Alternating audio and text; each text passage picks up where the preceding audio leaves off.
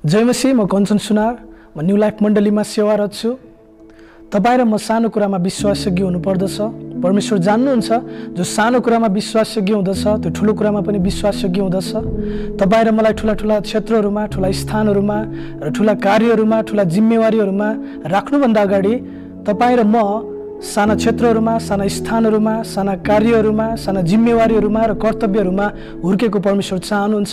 र त्यसको साथसाथै सेवाको हृदयलाई बोकेर, सेवाको आचरणलाई बोकेर, सेवाको मनसायलाई बुझेर अगाडि बढेको र सिकेको परमेश्वर चाहनुहुन्छ।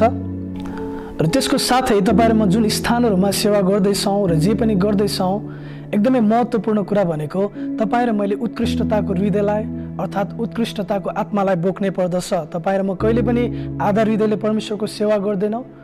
तपाईँ र म जहिले पनि पुरा हृदयले जे पनि गर्दछौँ एकदमै उत्कृष्ट हृदय बोकेर हामी सेवा गर्दछौँ।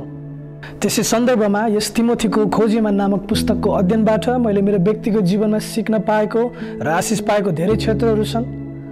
अनि मैले मेरो जीवनमा धेरै परिवर्तन र प्रभाव देखेको छु।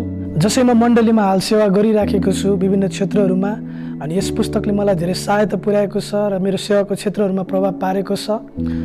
म साना साना कुराहरूमा, साना साना जिम्मेवारीहरूमा र साना साना विभिन्न क्रियाकलापहरूमा कसरी विश्वासयोग्य भएर, कसरी उत्कृष्ट हृदयलाई बोकेर अगाडि बढ्नुपर्छ र सेवा गर्नुपर्छ, मानिसको निम्ति गरे जसरी होइन तर प्रभुको निम्ति गरे जसरी गर्नुपर्छ भन्ने कुराबाट उत्प्रेरित भएर म अगाडि बढिराखेको छु। र अन्तमा म यही भन्न चाहन्छु, जुन क्षेत्रमा, जुन स्थानमा बसेर म सेवा गरिरहेको छु र सेवाका विभिन्न कार्यहरू, जिम्मेवारीहरू, कर्तव्यहरू पुरा गरिरहेको छु, त्यसको लागि मैले उत्कृष्टताको हृदयलाई बोकेर पुरा हृदयले सेवा गर्नुपर्छ भन्ने आचरणलाई बोकेर, सेवाको हृदयलाई बोकेर मैले गरिराखेको छु। मेरो जीवनमा परेको मुख्य प्रभाव यही नै हो। अनि म यो उत्साह दिन चाहन्छु कि तपाईँ र म जहाँ सेवा गर्दछौँ र सेवाका विभिन्न कार्यहरू गर्दछौँ, जिम्मेवारीहरू बोक्दछौँ, कि तपाईँ र म तिमोथी जस्तै भरपर्दो र विश्वासयोग्य छौँ।